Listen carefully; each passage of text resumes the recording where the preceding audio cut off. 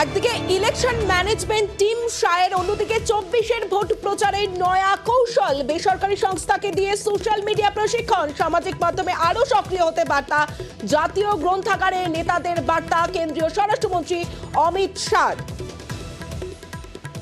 সরাসরি চলে যাবো, অর্ণব রয়েছে আমার সঙ্গে, অর্ণবের সঙ্গে কথা বলবো। অর্ণব, তাহলে কি নতুন কোন রণনীতি নিতে চাইছে বিজেপি?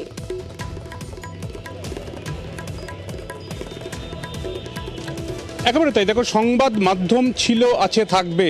এই সংবাদ মাধ্যমের নতুন মাত্রা জুড়েছে সমাজ মাধ্যম, সোশ্যাল মিডিয়া। এই সোশ্যাল মিডিয়া শুধুমাত্র একটা রাজ্য বিজেপির ফেসবুক পেজ বা টুইটার অ্যাকাউন্ট বা নেতাদের টুইটার অ্যাকাউন্ট, ক্যান্ডিডেটদের টুইটার অ্যাকাউন্ট বা ফেসবুক পেজ দিয়ে হবে না।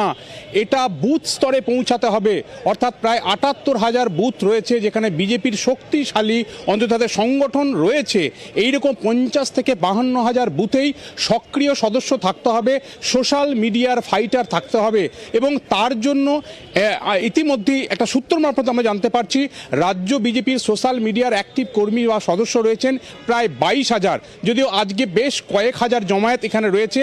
তাদের সামনে আজ অমিত শাহ তিনি বার্তা দিলেন, এই সমাজ মাধ্যমে সোশ্যাল মিডিয়ায় কত দ্রুত সঠিক খবর, তাদের দৃষ্টিকোণের সাবজেক্টটাকে তুলে ধরতে হবে বুথ স্তরে। অর্থাৎ সাধারণ মানুষ যিনি ভোট দিতে যাবেন তার ভোট কেন্দ্রে, সেই বুথেও যেন সমাজ মাধ্যম সক্রিয় থাকে।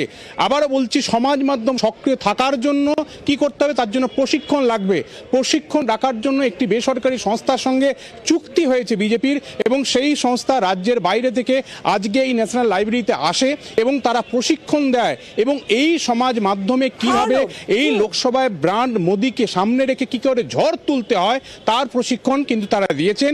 কাজী এই ১৩০০ প্রায় মণ্ডল রয়েছে ৪২ লোকসভায়, প্রত্যেক জায়গায় সক্রিয় ভূমিকা কি হবে, কিভাবে কাজ করতে হবে তার টার্গেট আজ দিয়ে যাচ্ছেন অমিত শাহ নিজে।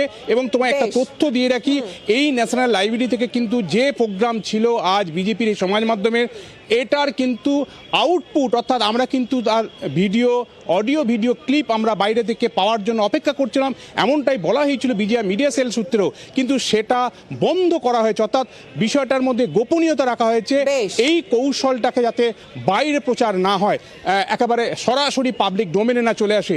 সব মিলিয়ে ১ ঘন্টার প্রোগ্রাম, ঠাসা প্রোগ্রাম, ইতিমধ্যে প্রায় শেষের দিকে।